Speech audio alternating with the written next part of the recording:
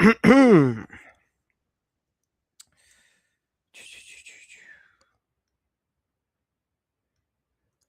on in, hit the thumbs up as you come in. We got some good stuff for you today. It's crazy.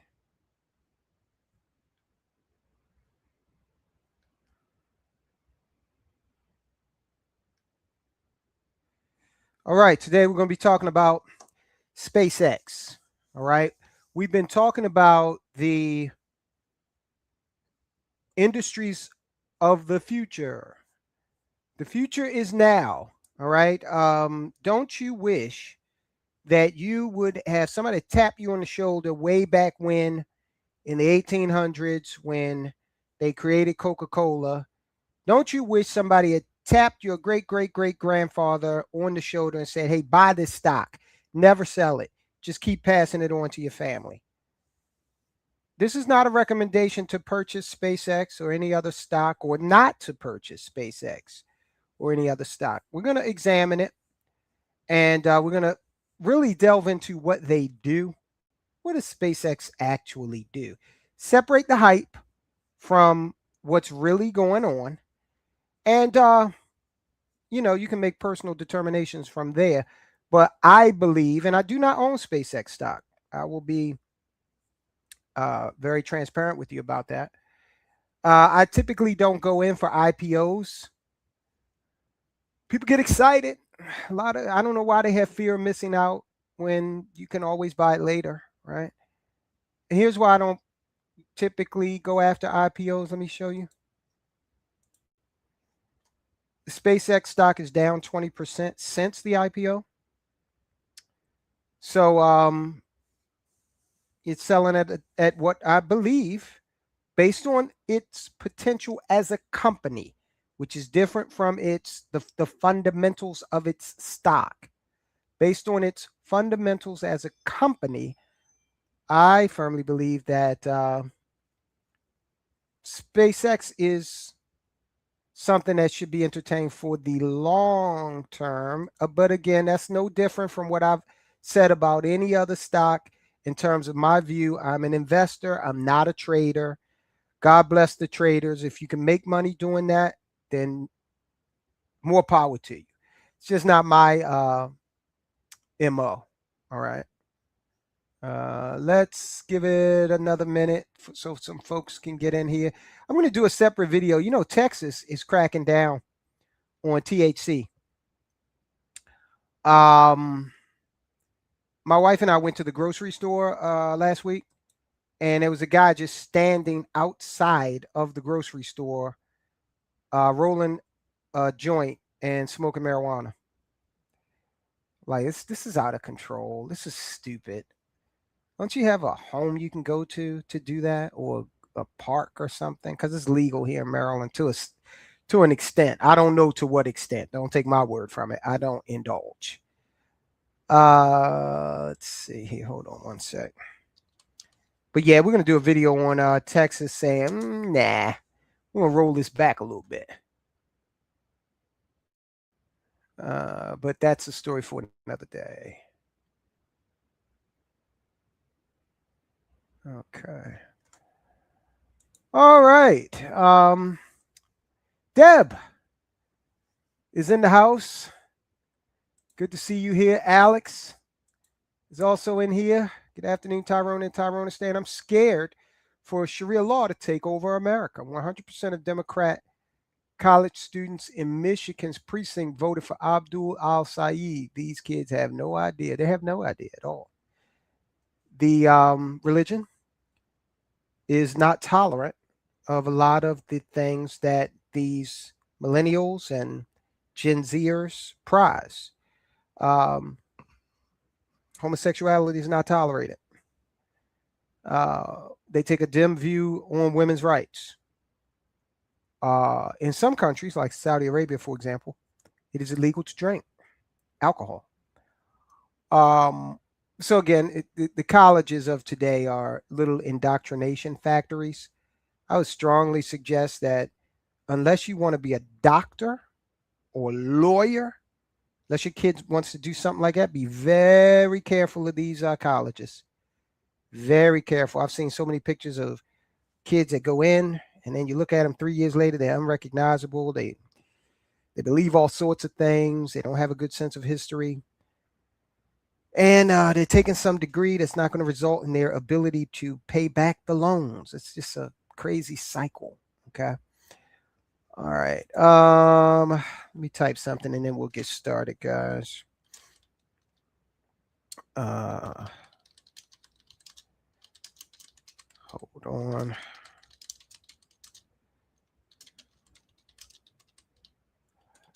I want to talk about our 2026. I don't want to talk about it. I'm going to put this in the chat. 2026 Economic Survival Guide. A lot of doom and gloom out there. There's a lot of opportunity out there also, more so than ever before. And we want to focus on the latter. Okay. So we've developed the Health Wealth Link Economic Survival Guide. It's free. You can go to healthwealthlink.com/join, JOIN, and get in on it. Okay. It's free. And we're giving you one powerful financial tip every week. Then we are following that up a few days later with a live stream walking you through that tip. Okay. So that we can be very purposeful and actionable about our financial health in the remainder of 2026. Can you believe kids are going back to school soon? I just heard that today. All right, give me 1 second and we'll get started, guys. Hit the thumbs up if you have not already. It really helps. You all know, you've been here long enough. YouTube really doesn't dig the Soldiers of Finance channel for whatever reason, but that's fine. We persevere. But I need your help in that endeavor. So just hit that thumbs up, and that helps tremendously. Okay. All right. Yes, Alex, I would agree. It's a handful of degrees that college really should be only offering a handful of degrees. Like off the top of my head, like half a dozen. Okay. That actually translate into economic viability, right? And accounting is one of the rare degrees that is objective. Correct. Problem is, the colleges have this thing set up called general education requirements. So most of these kids, before they can get into their major coursework, this is another part of the big education scam. They got to sit through all of these 101 classes, and that's where they get hit. English lit, psychology, philosophy. Okay, that's where they start getting political science. Now, if we lived in a perfect world, it would be like the old days where if you were going to be an accountant, they would instruct you for about a year in the principles of accounting. You go be an apprentice to someone who is an accountant, and then you just run with it, right? All of those GERs, general education requirements, give them time to indoctrinate. Congress really needs to investigate these colleges and all of the Black studies, women's studies, all of that. You could study that on your own for free. You can ask Chat GPT. You could say, give me a curriculum of reading material that I need to consume in order to learn about African American studies. And it will spit it out for you in about 30 seconds. You do not need to pay a college to do that for you. All right. There should be a limit on, right, gender studies. That's another one, right? Gender studies. Huh. Wow. Look in the mirror. There you go. We're printing your diploma, right? You do not need a college to charge you 80K to endow you with something that is absolutely useless. All right. We should have a limit on sociology degrees. What are you going to do with that? What the hell are you going to do with it? Right? The last thing we need is another HR professional. That's a job that AI is taking over. What are you going to do with psychology? All right. A lot of women get into psychology. What's behind that? I don't know. Yes, our traditions are under assault.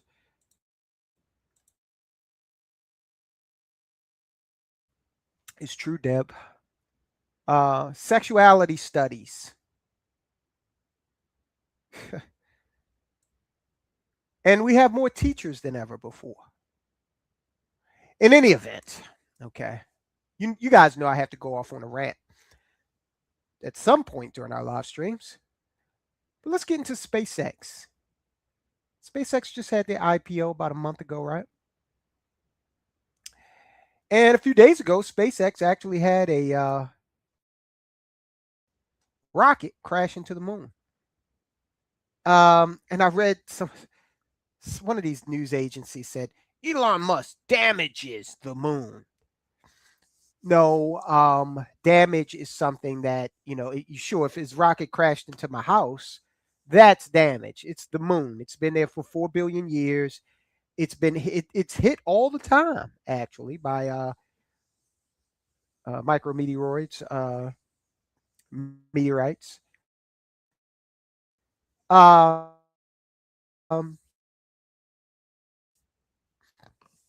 I thought to planets before. This is nothing new. Now they're saying this was not purposeful, but when I thought about it, I said, you know what? This could be a good way to excavate portions of the moon that we want to put bases on, right? But when I looked into it, it said that Elon's spent boosters don't have any communications capability with uh, SpaceX. However, orbital mechanics, if you're skilled in that, now there's a hell of a major. Orbital mechanics, if you know what you're doing there, then you would be able to, you'd know that at some point that spent stage was going to hit the moon. You would know, you'd be able to map that out. So maybe they knew, and maybe because Elon, everything he does, some of it looks like a mistake. There are a lot of learning experiences that happen at SpaceX. I think that's one of the things that makes Elon Musk's companies good, great. Okay, is that they're willing to learn. So I don't know, but I just thought it was funny how they characterized it as damage to the moon of all things. Anything short of me looking up and seeing the moon divided in two, I don't see that as damage. Uh, okay. So let's start delving into SpaceX here, and what we're trying to do is separate the hype because there's hype on both sides. There's some people that are saying, "Oh, this is the best thing since sliced bread," and there are others that are saying, "Oh, let's short the company because they're going to fail." Now, I would not bet against Elon Musk because remember, there were a lot of people that were saying, "Oh, Tesla's going to fail." Damn near every other car I see is a Tesla. All right. I see a crap load of Teslas on the road. I don't know about you. So I don't know about betting against Elon Musk. I don't know if that's a smart idea. Let's take a look at some speculation that SpaceX could become the first $1 trillion with a T market cap company. Now, of course, if that were to happen, that would mean that the investors over at SpaceX are on cloud nine. All right. See if we can start this out. Reach 100 billion plus ARR in December of this year. And it's probably also worth mentioning that our internal projections for reaching $1 trillion in revenue, not ARR, but revenue, have moved up from 2031 to 2030. So prior to the IPO, financial projections we had were reaching $1 trillion in revenue in 2031. We now expect that to be in 2030. And there's a non-zero chance of that being in 2029. All right. Now, one thing I want to say, because a lot of people say, well, hey, Elon tends to exaggerate. Yeah, he did before this company became public. Now, exaggerating in a quarterly report, once a company goes public in America, that could be problematic. Okay, that could mean bad things for your company. Sarbanes-Oxley, I won't get into it, but that is why I believe that what Elon is saying, I think he's actually being very measured, because we are seeing trillion-dollar market cap companies out there. And it's not like he's saying about 6 months from now. He's saying they originally targeted that milestone for 2031. They're looking at 2030. Might happen by 2029 at some point in that year. Elon Musk sharing SpaceX's ambitious revenue goals. That was on the company's first earnings call since going public. The stock, as you see, down about 9%. It is off the lows of the session. Despite what were top and bottom line beats of what analysts expected, investors may have been rattled by SpaceX's $18.4 billion Capex spending in the second quarter. Let's bring in Peter Diamandis. He's an early investor in SpaceX, Tesla, and Google, amongst others. He's also the founder of X Prize, which has been a catalyst for advancements in private space flights. Good to have you.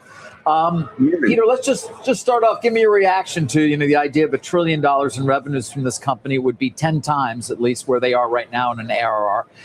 And I guess, even chance that they could get there sooner. Well, if anybody can do it, Elon can. I think this has the potential to really be the first $10 trillion company out there and growing.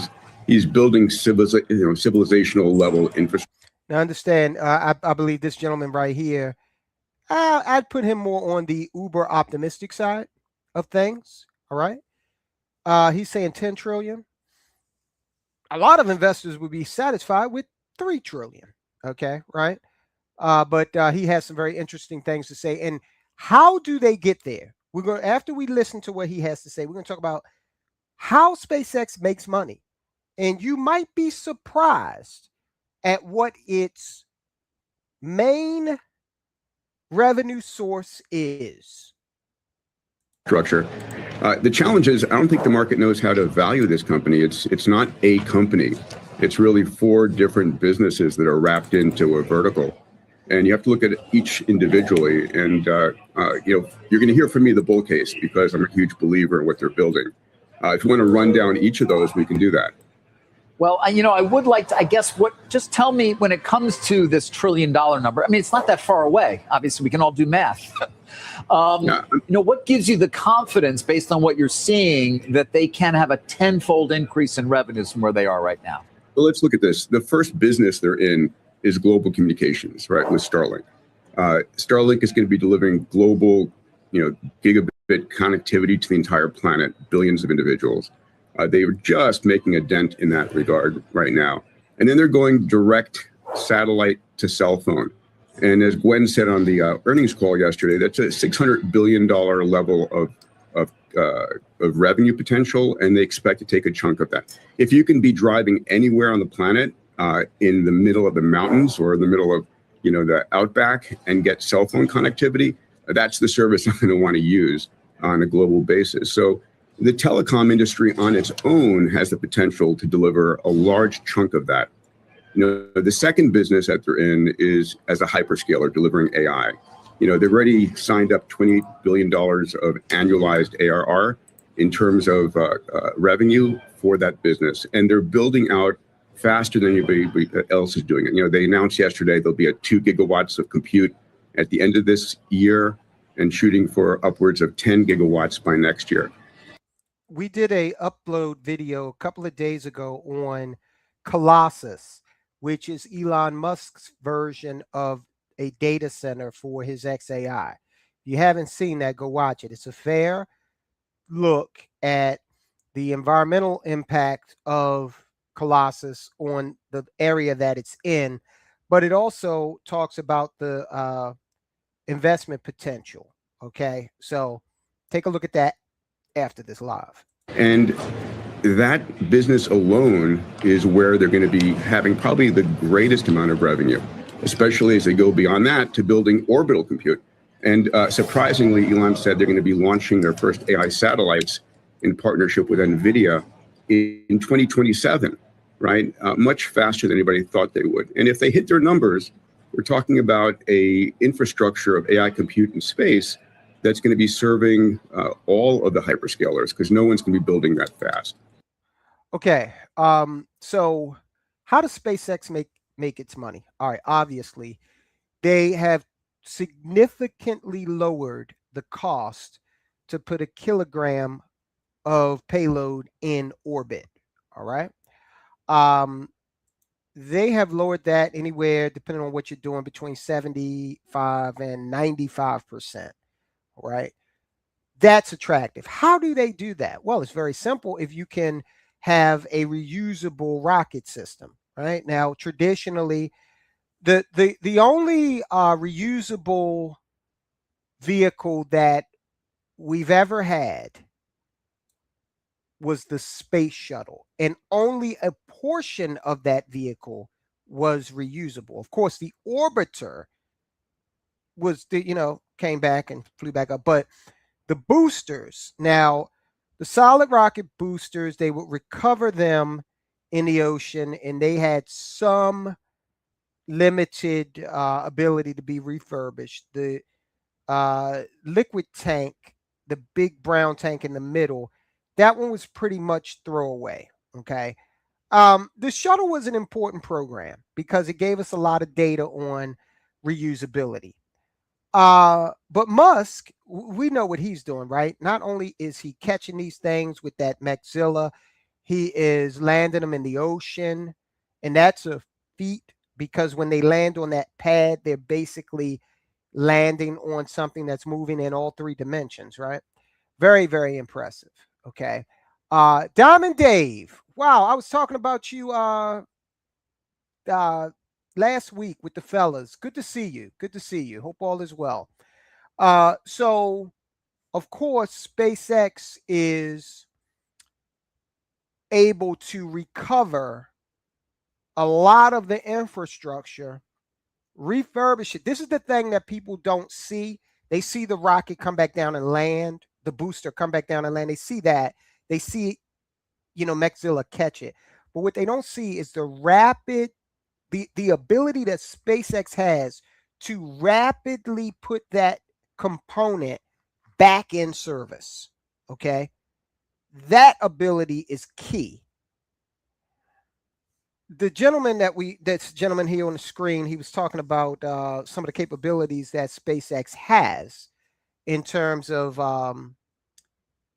being much more adept and to rapidly, get back on the pad. We haven't, look, the shuttle took, my God, months to get back into a position where it could go back up, right?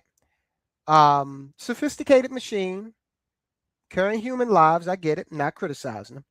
So that's the one thing. All right, so he's got the Falcon 9, Falcon Heavy, and Starships. All of those are carrying payloads, not just for NASA, but for NATO countries as well, in terms of the military satellite payloads that they want to put up.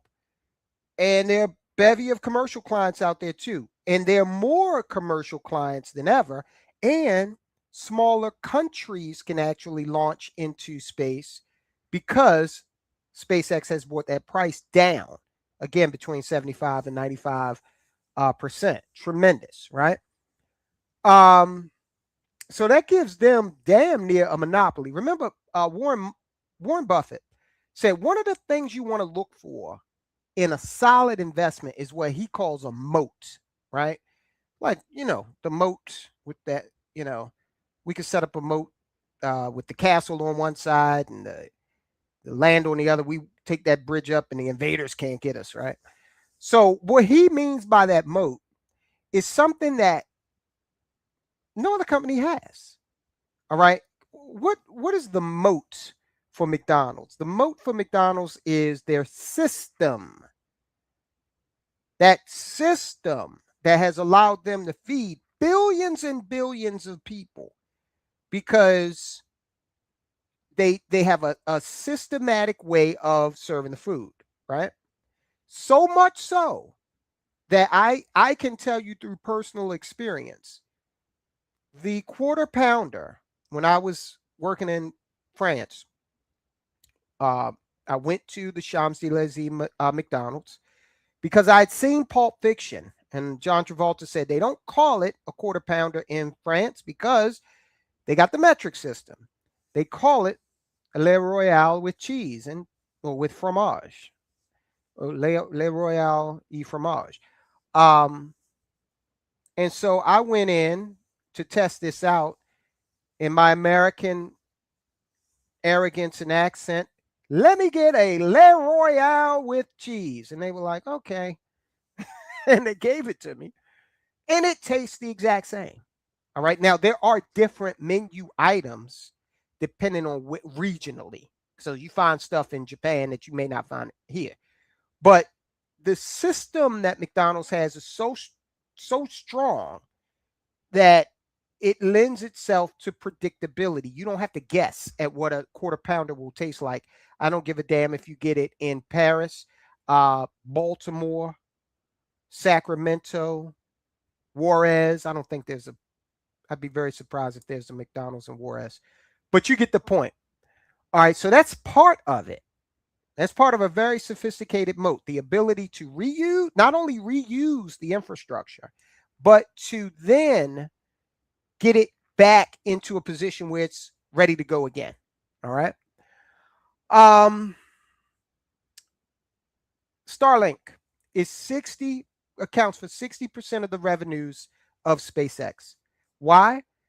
Because Starlink has that golden egg subscribership, recurring payments through a subscriber base. Satellite internet, here's the growth opportunity where that's concerned. Satellite internet accounts for 0.2% of internet penetration globally. All right. About 75% of the world's population has access to the internet. That means that approximately 2 billion people don't have it yet. Now, there are a variety of factors. Some can't afford it. But if you look at the continent of Africa in terms of its internet penetration, golden opportunity. Okay. So you got 2 billion people out there that don't have it, don't have access to the internet. So that's growth. Then, let me show you this map. This is an interesting map. You've got folk out there. Let's just take America, for example. All right. This is the FCC National Broadband Map. Now, I put in the 3 biggest providers, Verizon, AT&T, and Comcast. Okay. And this is their combined penetration. You see the splotches on the map, right? It's a hell of a lot of growth opportunity. So this is just broadband now, fiber to the curb. So that there's a lot more, folk that have internet, but it's not broadband, fiber based. So to the extent that you can have somebody on the top of a mountain in Denver, set up a Starlink, boom. Okay, they got it. High-speed internet. That's the growth opportunity globally and domestically for Starlink, which again is 60% of the revenues of SpaceX. Let me take some comments here, and then we'll move forward. Let's see. Rockhouse says, Elon damaged the moon. I'm surprised someone hasn't started a GoFundMe for the poor moon. Right, right. The day is young, Rockhouse. uh oh no, Diamond Dave, all good things, absolutely. I was actually asking, I said, where's Diamond Dave? I know though you were joining us and it was 12-hour difference over there in Mongolia. Okay. So Starlink, even in Mongolia, every part of the step will have internet access thanks to Starlink. Uh, let's see. Hey, Diamond Dave. See, this is not a just a guys. I would bring you on, but how the hell do I do it? I've never brought somebody on to the I would love to, but give me a sec, Diamond Dave. I would love to bring you on because I would love for you to talk about internet penetration over in your neck of the woods, your part of the world. Uh, yes, Alex, in Germany they sell beer at McDonald's. Yes, that's true. Coca-Cola, what is their moat? Coca-Cola's funny. Their moat is kind of their brand, the brand imagery. That ribbon, that white ribbon on the red background. All right. What's the third leg of this three-legged stool that SpaceX has that's so attractive? Well, in addition to being a telecom company where internet is concerned, and as you heard the gentleman say, they're going to do some stuff with cell phones too. They also have that reusability. We talked about all that, which makes them a very serious national defense contractor. We did the live, yeah, we did a live the other day about how the defense industry globally is growing. All right, so you got a situation where you've got SpaceX being a beneficiary of that. There are very few companies that can do what SpaceX does. They just showed up Boeing. Remember last year when they had to go rescue the astronauts? Give me a second. Let me check on something. That was a hell of a coup, right? A public relations coup. Let's see. Hold on, guys. Let's see what's that. Let me see something here. Made Boeing. I personally believe that they. There we go. I personally believe that they put. They put Boeing out of the space business for a while. Dave, I'm about to send you this. Give me a sec.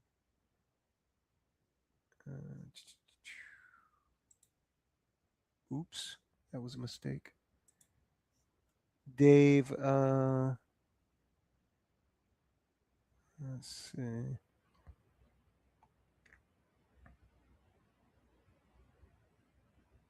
Okay, hold on. Dave, check it out. I'm just gonna put it in the thing here in the chat. All right, we're gonna bring up Diamond Dave here. Diamond Dave is a recurring guest on the Just Guys podcast. He has a unique perspective because he's on the other side of the world in Mongolia. So right now it is 2:30 a.m. If Dave is in Mongolia right now, it's 2:30 a.m. So he'll be on in a minute. All right, so now we talked about a lot of the pros, right, with SpaceX.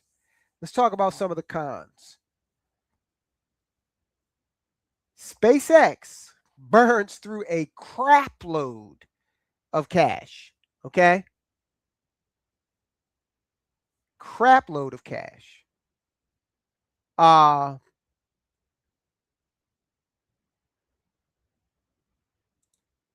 Richard says, I went all in on SpaceX earlier this week. 2,000 shares at $102. Terafab is the key. And look, we'll go over that in a second. But you guys know how I feel about this. You go ahead and you take a long-term approach. Okay. Again, God bless the traders, but I'm an investor. I take a long-term approach. approach. Diamond Dave, how you doing? Good. Can you hear me okay? I hear you perfectly. Yep. Yep. Awesome. I have been super, super busy. I can imagine. Okay. I started a Okay. business during a national holiday and it's been chaos, but it's good. Okay. Tell us about your business real quick. So my business, you might have seen this in the Just a Guys Discord. I talked a little bit with a couple people on it, and I kind of toyed around with the idea since I'm a content creator and I make a living off of it. I've been doing it for 10 years, and I also worked at Wells Fargo for 7 years and did financial consulting outside of that for 3 years on top of that. Like, I have the experience to like help people out here and there for, just a little bit of cash. But what I ended up turning it into is an actual like content creator, like a social media and small business consulting. So it's just me, but I have paid clients and things like that. So I help people get, either start a small business, right? Like a sole proprietorship as an example, or I help them expand on YouTube and monetize their YouTube, brand their YouTube, help them market their YouTube. Doesn't matter what it is, right? If people have like a vision or a business or something, I help them get monetized on YouTube, and I can work with Facebook and Twitch as well. Got you. Okay. When you get a chance, put like the URL or what have you in the chat, and I'll put it up. Oh, yeah. I don't have a website as of yet. Okay. What I could do is I could throw my like streaming. I could throw my Facebook page up there. What have you got? And you guys can reach out to me that way. That'll work. That'll work. But yeah, so I've been busy. What do you think about is the hype around SpaceX? Is it reaching out over there? Not really.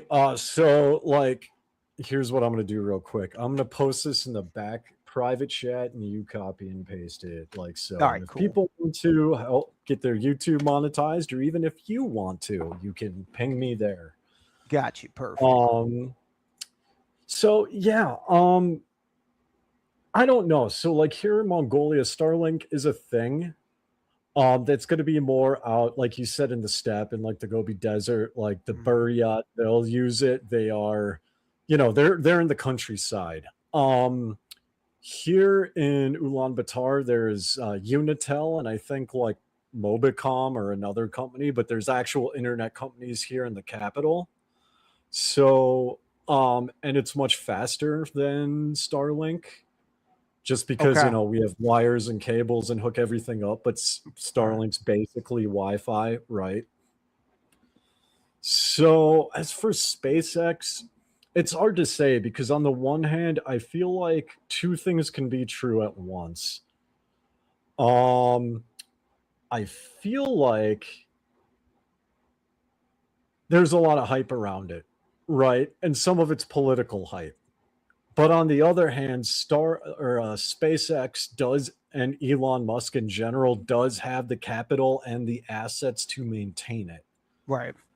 So I don't think it's gonna be like what we saw in the 90s, right, with the .com bubble. I don't think it's just gonna explode and disappear. I think it's gonna be more. I don't even know if Bitcoin's a good example, but I think it's going to be one of those things where it's a lot of hype, and then it'll eventually drop and then just stabilize at some point and then just like keep on cruising. Yeah, I'm in agreement with that. I think that with Tesla, you got a consumer product out there. So you see it on the road, but when it comes to what SpaceX does, for the most part, we can't interact with that piece of it short of watching the rocket launch or subscribing to Starlink, but we don't interact with the actual hardware because of the nature of the company. So it's a little different, but that's why I wanted to look at it, because I think it is, I personally believe that it is a good long-term play. And I'm looking at this 20% drop since the IPO as a possible place to get in. And, optimally, I don't like to sell assets. I think you can borrow against them if you absolutely need to, but this is one that I'm interested in. Let me take this comment. System One says, "What up, Tyrone? I switched my remote sites to Starlink several years ago. It's super stable and beats out every other competitor and all the other business and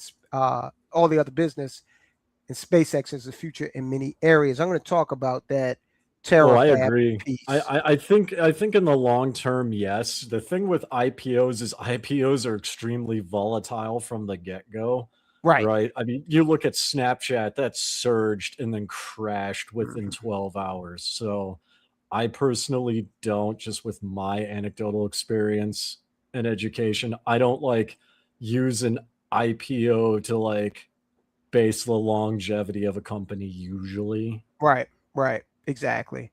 And yeah, System One, I get you. I'm just saying that unlike Tesla, you see it Yeah. at the grocery store parking lot. You see it next to you on the road. Uh, right now, I'm using Verizon FiOS to do the live stream. Right.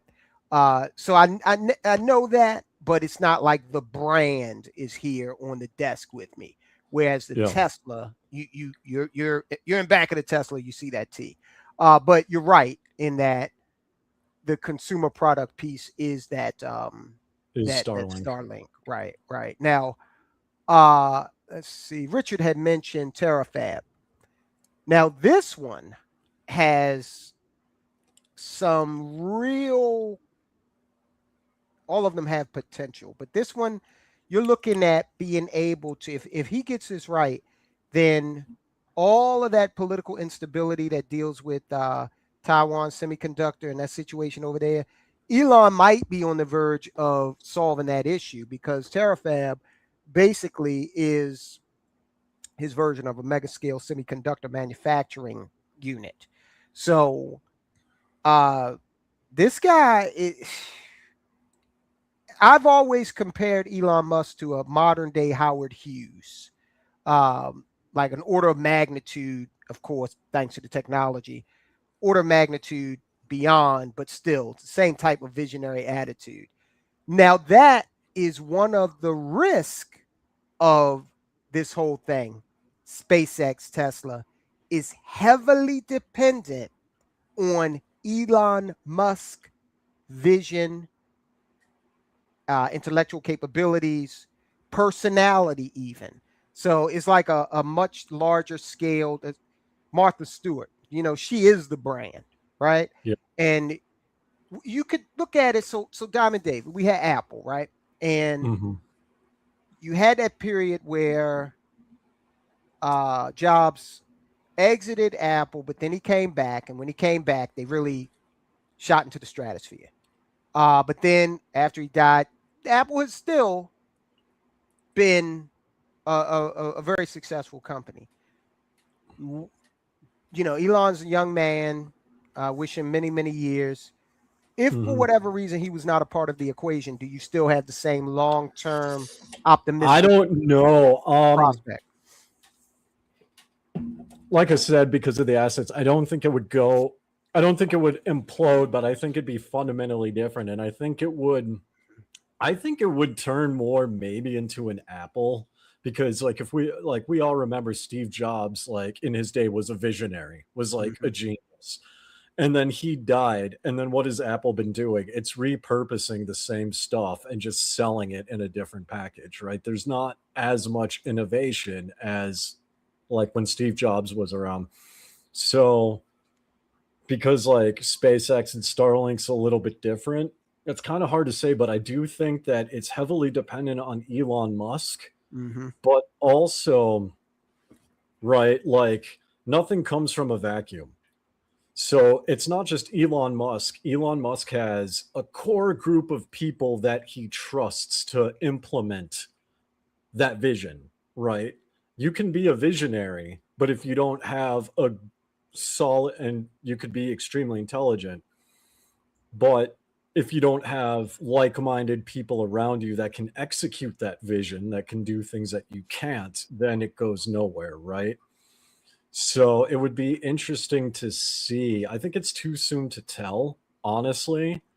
And I'm kind of curious as to how next election is going to go, because I can honestly see, the Democrats trying to sabotage him by like sending people to like infiltrate and actually like derail things, right?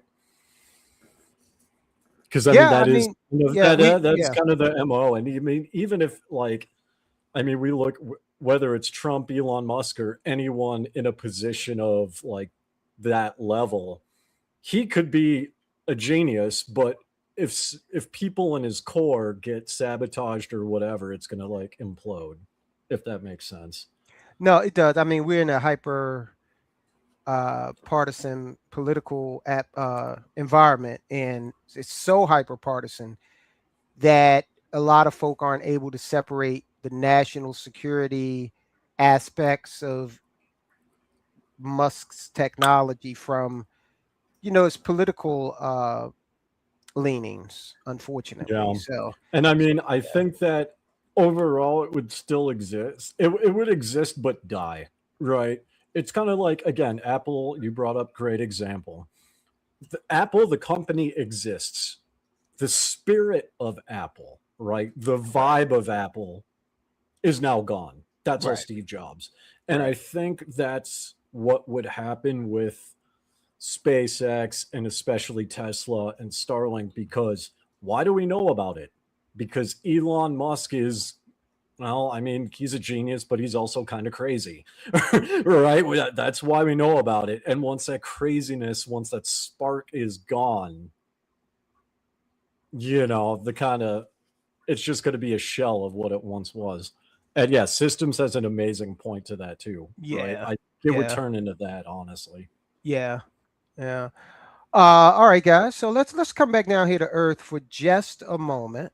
You guys know we do have a sponsor now, and we want to, because we're all about doing the right things with your money on this channel. So our sponsor, the Baltimore Blast indoor soccer team, is an affordable entertainment option. You can actually take the whole family to a Blast game and not have to take out a second mortgage. Got free parking, lots of family friendly fun.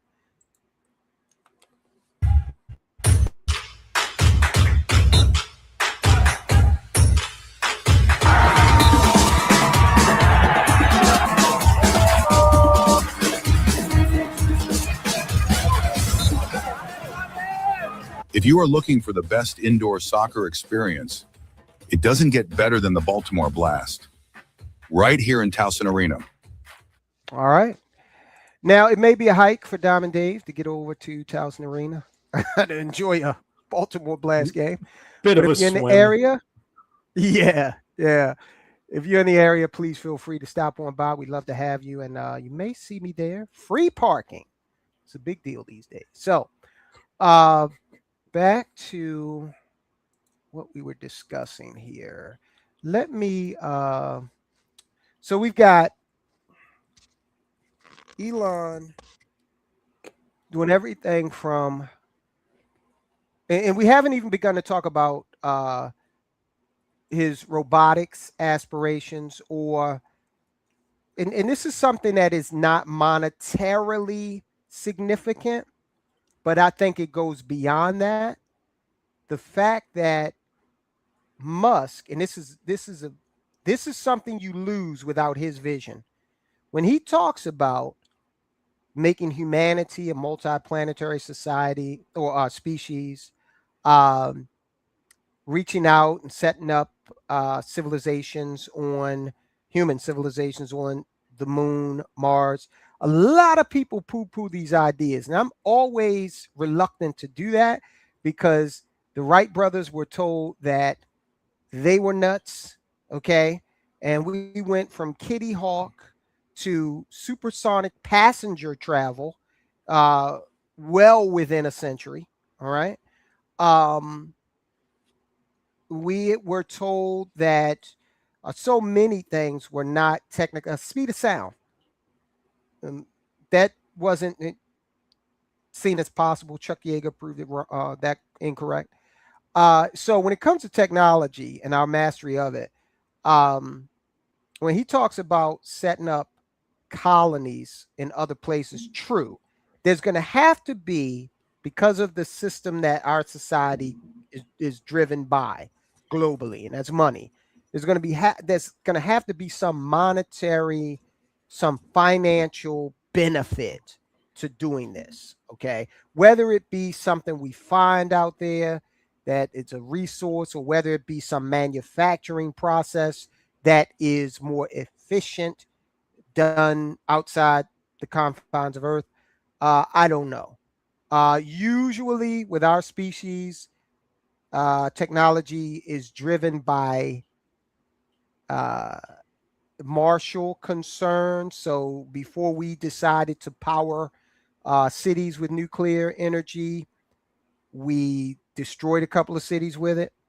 And we take nuclear for granted today, but when you really think about it, we have basically taken a small piece of a star and brought it down here to Earth, and we can either sit that next to your city and wipe it out, or we can power an aircraft carrier with it, or a city. So it's probably going to look like something defensive in nature, or maybe offensive in nature, before it translates down into a consumer product or something that's going to help mankind. But I do think that us moving the species in that direction, I like the sound of that. I don't know about anybody else. I'm a sci-fi guy. I'm a big Star Trek guy, Diamond Dave. What do you think about that aspect of it?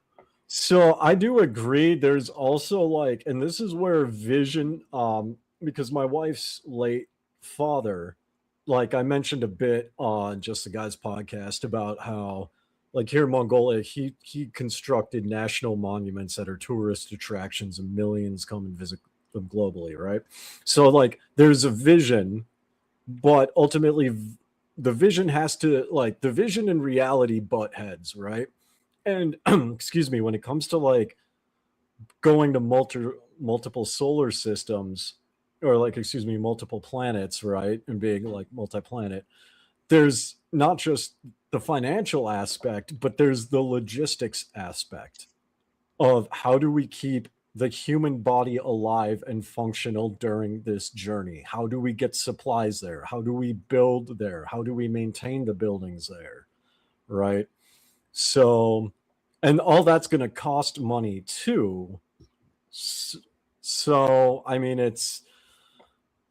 I'm a sci-fi guy too, but we're not there yet by any means. And I don't know how we're going to get there. Mhm. Like even because, I mean, Tyrone, you watch Star Trek, right? I mean, Absolutely. humanity, I mean, you remember Star Trek First Contact, right? Mhm. Like, yeah, they Zefram Cochrane made the first warp ship, sure, but it wasn't, the Federation wasn't built by humans. It was basically built by aliens, the Vulcans, who gave them the technology and helped them expand on those ideas because they didn't That's a have good it. point. So, Yeah, yeah, that's so it's actually a like, great point. Yeah. so it's like, unless aliens come here and actually help us build that infrastructure, I don't see what we're going to do with it, really. Yeah, because Zephyr Cochrane had no place to go once he just went up and proved it could be done, and then it was like no place to go but back Well, to Earth. he himself said he wanted to, quote, retire on an island full of naked women. Yeah, right, End right, quote. right. That's what he said. He wasn't even planning on like doing anything spectacular with it. But it's because humans from the future in the Federation told him that if he did do this, aliens in the present would help build humanity.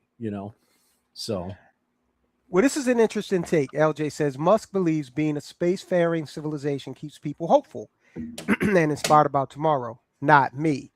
Um, I don't what's your know take about on that, that. LJ? Elaborate a little bit. SGR. SGR, it's funny you put this up here because just yesterday, a viewer watched a video of mine that I did maybe about a year ago where I was a little critical of cryptocurrency. And the viewer said, hey, look, you might want to just study this a little bit more. Um, And I said to him, hey, I'll take that advice. And I actually asked the viewer if they had anything that they would recommend in terms of things that I should study. So I am not familiar with Litecoin. Diamond Dave, you familiar with it? Not too much. I remember when Coinbase was a thing, you could buy like Bitcoin, Litecoin, and what was the other one? I forget what the other one was. But there was like three main ones. But yeah, I Okay. bought a little bit of Litecoin. I kind of dabbled with it, and for me, I don't treat cryptocurrency as like an investment. I treat it more like penny stocks, right? Buy low, sell high, right? Kind of a thing. That's how I treated it. Got you. Okay. Okay. All right. So what's the long and the short of it here? I believe, for the reasons that have been stated, that SpaceX is something that is a stock that will provide long-term. This is my personal belief. Again, it's not a recommendation to do anything in relation to any investment.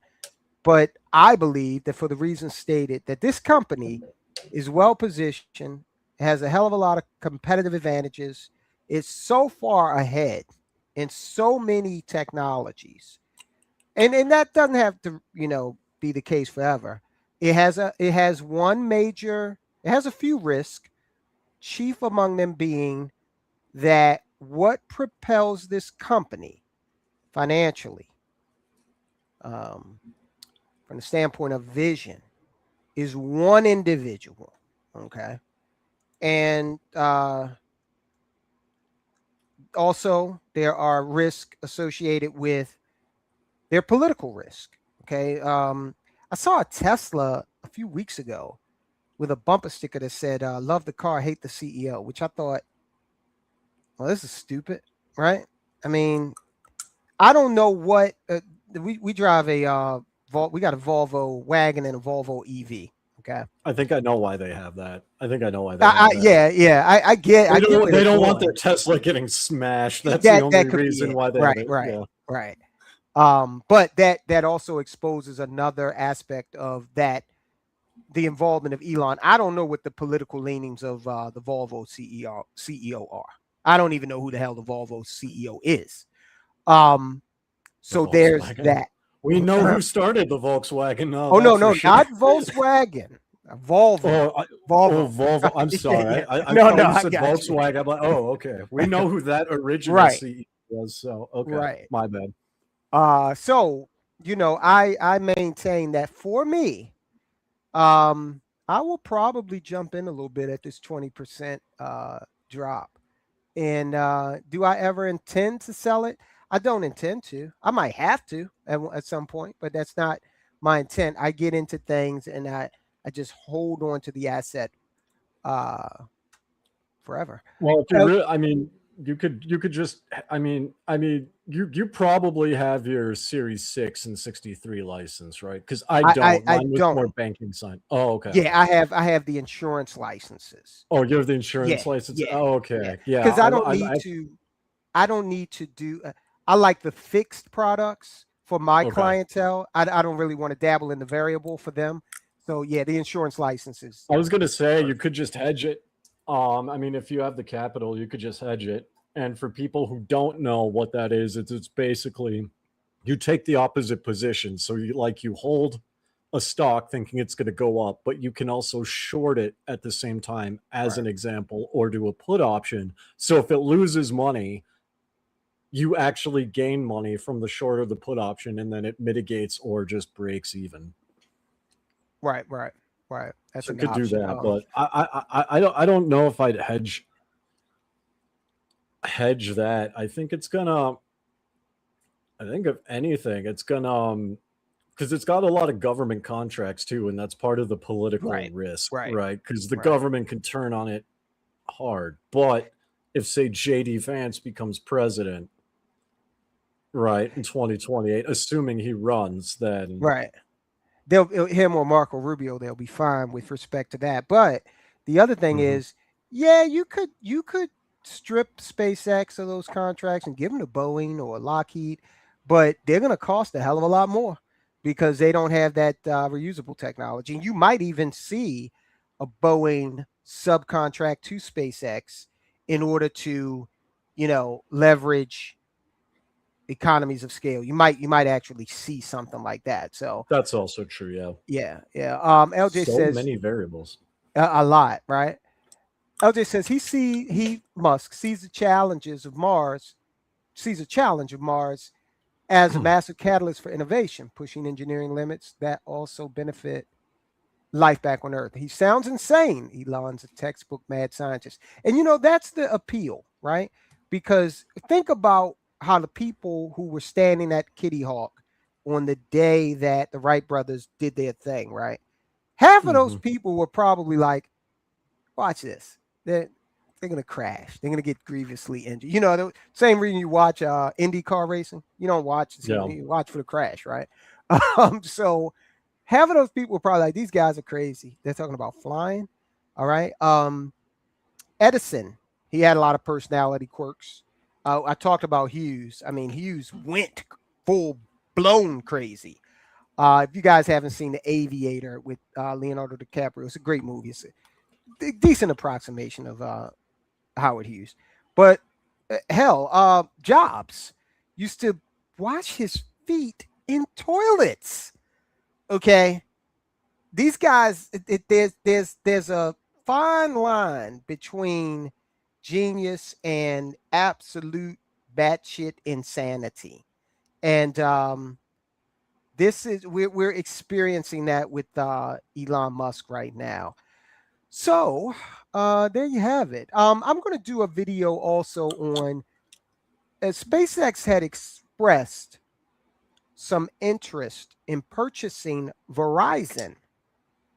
Why would they do that? Well, the recurring customer base, the recurring fees that those customers pay would contribute handsomely to that 60% that of revenue generation that Starlink has, and help them to offset some of the expense of the more expensive endeavors like building and maintaining the rocket ships. Rockhouse says, Hopefully, yeah, won't.